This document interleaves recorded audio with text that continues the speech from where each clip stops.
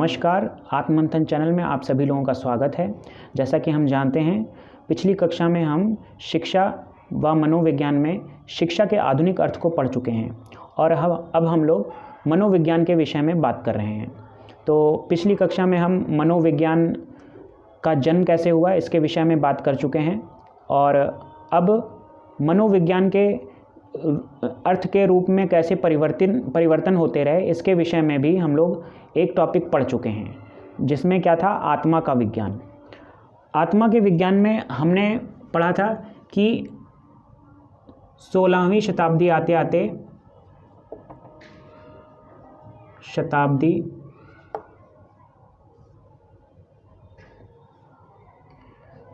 16वीं शताब्दी में आत्मा के विज्ञान को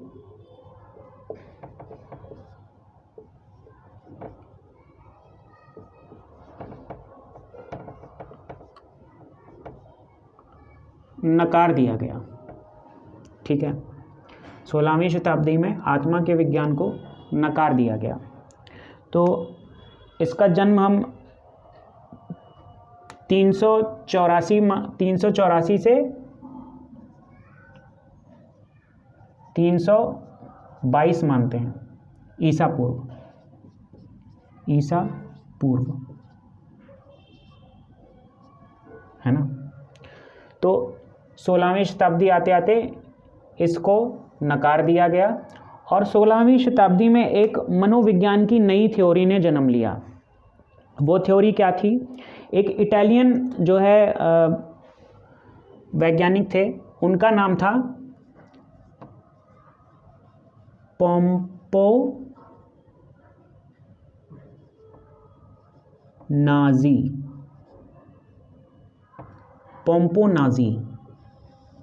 पोम्पोनाजी जो थे वो इटली के दार्शनिक थे। ठीक, ये जो थे इटली के दार्शनिक थे। इन्होंने मनोविज्ञान के एक नए स्वरूप को सामने रखा और इन्होंने कहा कि मनोविज्ञान जो है, इन्होंने कहा मनोविज्ञान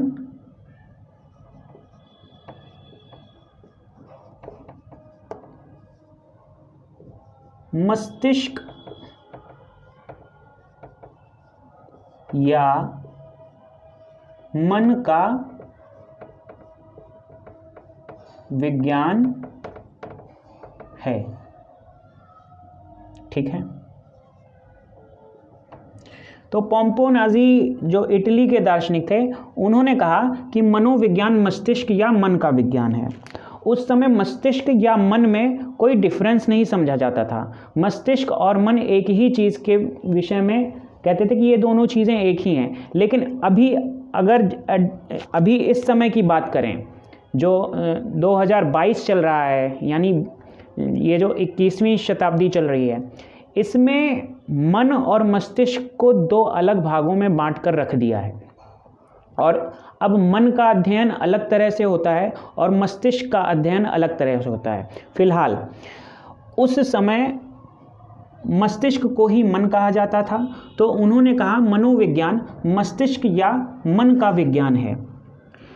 लेकिन ये मस्तिष्क के स्वरूप को डिफाइन नहीं कर पाए। तो इनका ये जो मत था 16वीं शताब्दी में आया और 16वीं शताब्दी से 19वीं शताब्दी तक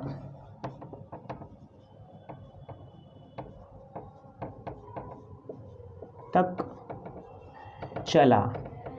ठीक है, 16वीं शताब्दी से 19वीं शताब्दी तक चला और 19वीं शताब्दी में इनके इस थ्योरी को गलत साबित किया गया और कहा गया कि ये मनोविज्ञान मस्तिष्क का विज्ञान नहीं है। ये मनोविज्ञान मस्तिष्क का विज्ञान नहीं है, इसे गलत साबित कर दिया गया। तो बीएन झा इस पे बहुत ही अच्छी बात कहते हैं, मैं वो डेफिनेशन आपको लिखवा देता हूँ। मस्तिष्क के स्वरूप के अनिश्चित हो जाने के कारण मनोविज्ञान ने मस्तिष्क के विज्ञान में कोई खास प्रगति नहीं की, ये बी.एन. झा कह रहे हैं। तो इस कोटेशन को, इस लाइन को उनके शब्दों में हम लिख लेते हैं, ठीक है। बी.एन. झा ने कहा, बी.एन. झा ने क्या कहा कि मस्तिष्क के स्वरूप के अनिश्चित रह जाने के कारण मनोविज्ञान ने मस्तिष्क के विज्ञान के रूप में किसी प्रकार की प्रगति नहीं की। तो कुल मिला के 19वीं शताब्दी तक मस्तिष्क के विज्ञान को नकार दिया गया, क्योंकि पोम्पोनाजी और उस समय के अनेक जो मनोवैज्ञानिक और दार्शनिक थे जो मस्तिष्क विज्ञान को या मन के विज्ञान को प्रायोरिटी दे रहे थे, वो मन और मस्तिष्क को जो है डिफाइन नहीं कर सके और उसका स्वरूप नहीं बता सके, उसकी कार्यप्रणाली नहीं बता सके, जिसके कारण इस विज्ञान को, इस मनोविज्ञान के रूप को नकार दिया गया और 19वीं शताब्दी में एक नए तरीके से विज्ञान को जो है आगे बढ़ाया गया, इस मनोविज्ञान को। तो आगे हम जो टॉपिक होगा उसको अगली क्लास में कवर करेंगे। आज का टॉपिक मुझे लगता है आपको पसंद आया होगा और वीडियो को शेयर करें, सब्सक्राइब करें, लाइक करें, कमेंट करें, जिससे ज़्यादा से ज़्यादा लोगों तक हमारी वीडियो पहुँचे। नमस्कार, धन्यवाद।